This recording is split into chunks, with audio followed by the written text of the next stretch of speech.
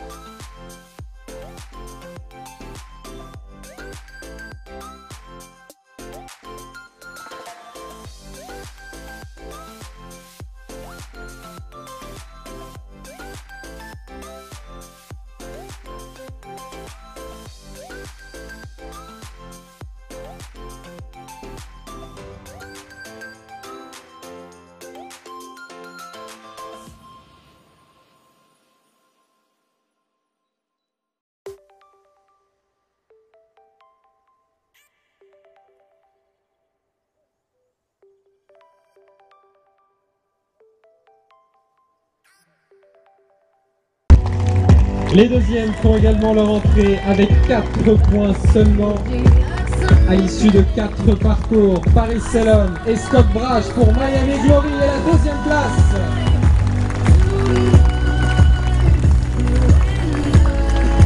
Et enfin une seule barre sur 4 parcours pour le Cheikh Ali Al Thani et Bassem Mohamed, les couleurs de Doha Furzen Qatar, 3e.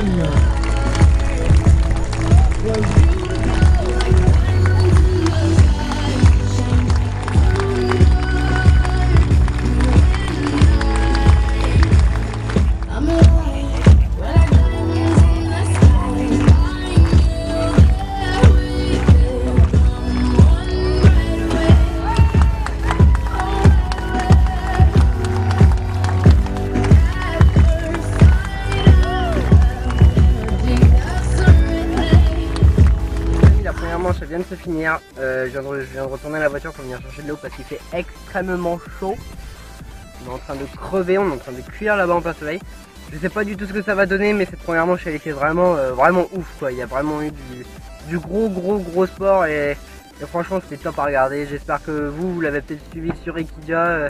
En vrai je peux vous dire que c'est quand même bien mieux qu'à la télé. Normalement là vous avez vu tous les parcours des Français, plus quelques-uns d'autres, plein de petits rushs que je me suis amusé à apprendre un peu tout le long.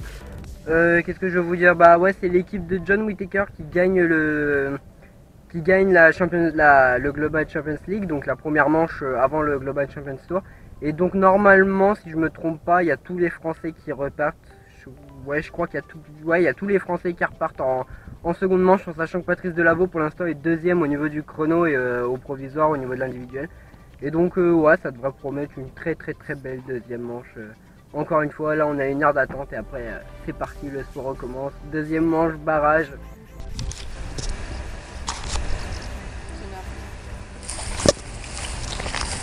Connard, dégage. Bonjour.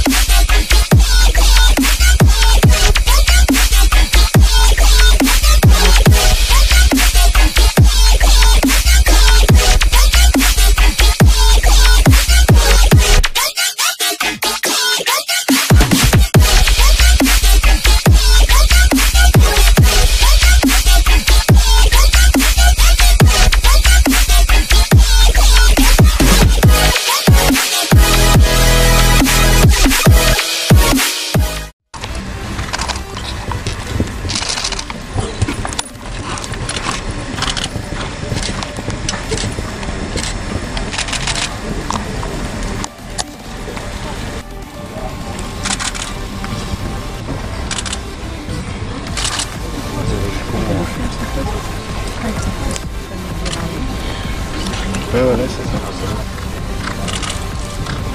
Allez, allez. Ouais. Ouais. Oh, c'est beau!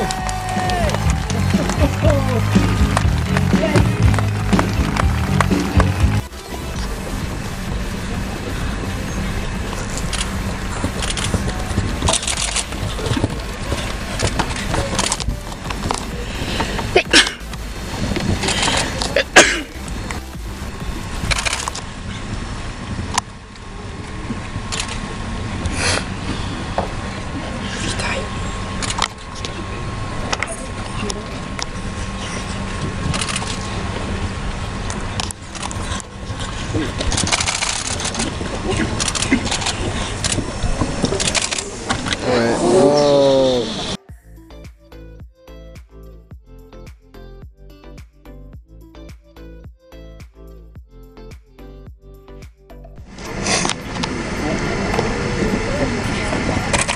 Oui, bon.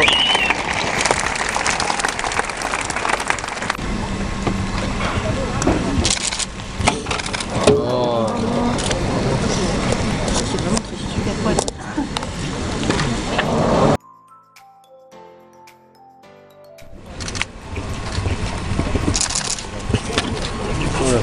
Attends quoi?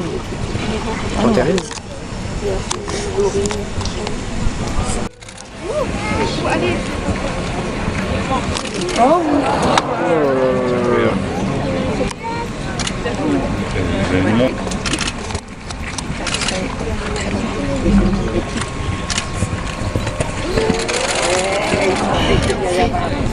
Step. C'est les meilleurs. And Patrice Delaveau fires big fire to shoe up and it's Frenchman Philippe Rosier. 2, 3 strides and gallop to the last. He's got to really leg it up here, and he is doing. Got a good stride there, good man, that's a good start.